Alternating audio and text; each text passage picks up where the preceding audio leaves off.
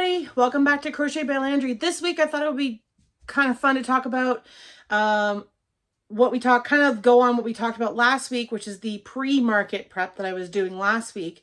And now, because the market's on Saturday, it's Wednesday today, so I thought it would be fun if we kind of take a look at what I'm doing this week to kind of get ready for Saturday.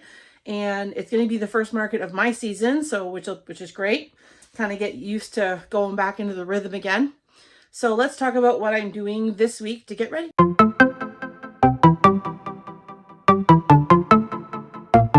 So this week what I'm doing to get ready is I'm kind of just making a few different things just to add to the stock that I want to bring this week.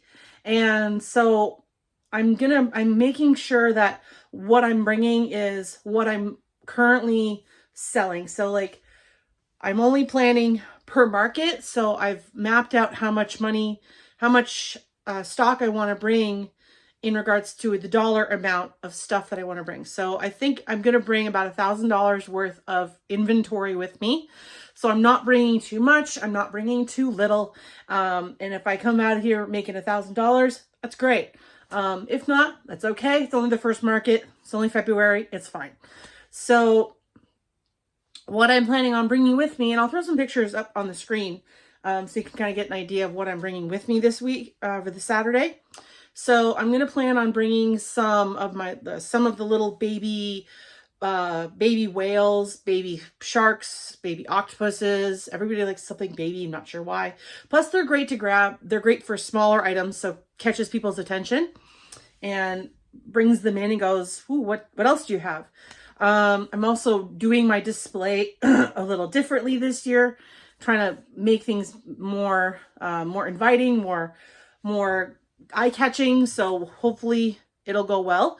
And I will review I'll review my market for next week, so you can kind of see the setup I was thinking about, and you can let me know if you have any ideas for me for future markets, which will be great.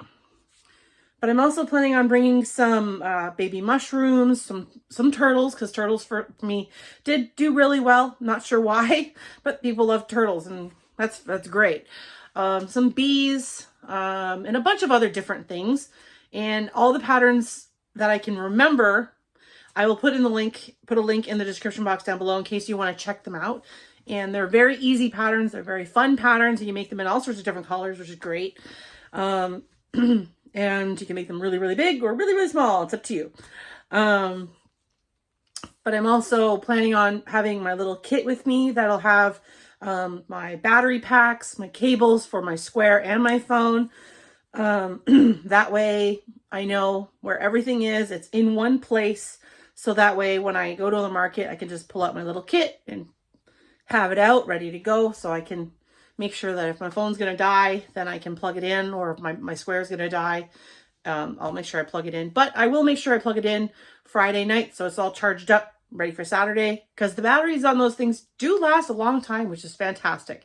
If you don't have a square and you're planning on doing markets, I do recommend you get one, because they are fantastic. They're easy to use, and it's a bonus because you can take card payments, credit cards and debit cards.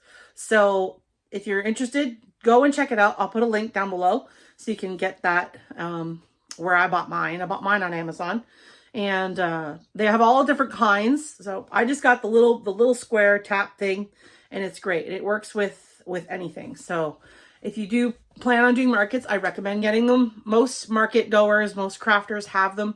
But if you don't, plan on getting one, because it will help you make sales, and you won't miss out on a sale, because if you can only take cash or e-transfer, then you're missing out on a sale if somebody only has a credit or a debit card. So for the display items I'm planning on using for this market, luckily for this market, I don't have to bring my table because they'll provide one for me. But I'm going to be using just one 6-foot table. That's all the space we get is one 6-foot table, which is great, which is perfect for me, to be honest. I've got my 2 metal racks that I bought that I showed in last week's video. And I've got my 2 big wooden crates with my smaller wooden crate. And then I've got some other smaller little baskets and stuff I can put on my table to help keep things together.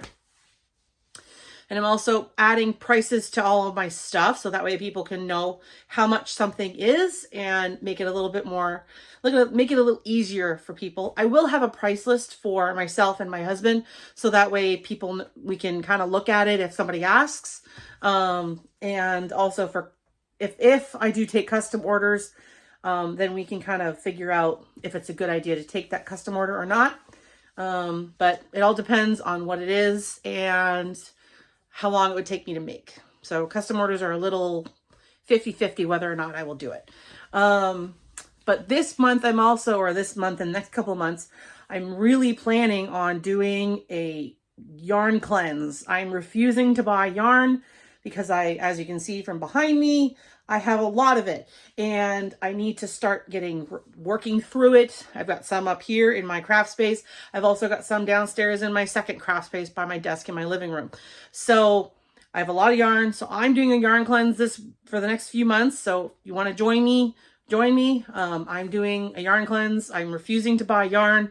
I'm refusing to go to Michael's unless I absolutely have to, unless there's some certain color that is needed for a project. But other than that, I'm not buying any yarn. I'm going to try. We'll see if I fail or not, but who knows. So far, so good. I haven't gone to Michael's. I haven't had that itch to go buy yarn, but I'm sure it'll happen at some point. But I'm really trying to work through what I've got, so I'm not putting any of my stuff to waste. The only thing I may need to go there for is stuffing at some point, because I use that on a regular basis when I make all the plushies. But even then, I'm going to try and use other things. Use scrap yarn, use old socks that are clean and cut up, old material, because my mom likes to sew. She cuts up little pieces of material for me, and I use it as stuffing. So I'm kind of trying to find creative ways to use up things that I have, so that way I'm not wasting money on buying things that I already have and don't need. So that's what I'm working on this week, and the next few weeks is yarn cleanse and trying to work through my stash and get back into the swing of things of doing markets again. But the first one's on Saturday, and so I'll take some pictures, I'll take you with me, and I'll do a recap next week, so that way you can kind of see what my setup looked like and how everything went. But other than that, I will stay tuned for next week for that video, and I will see you next week. Bye, everybody, and don't forget to subscribe for more content. See you later.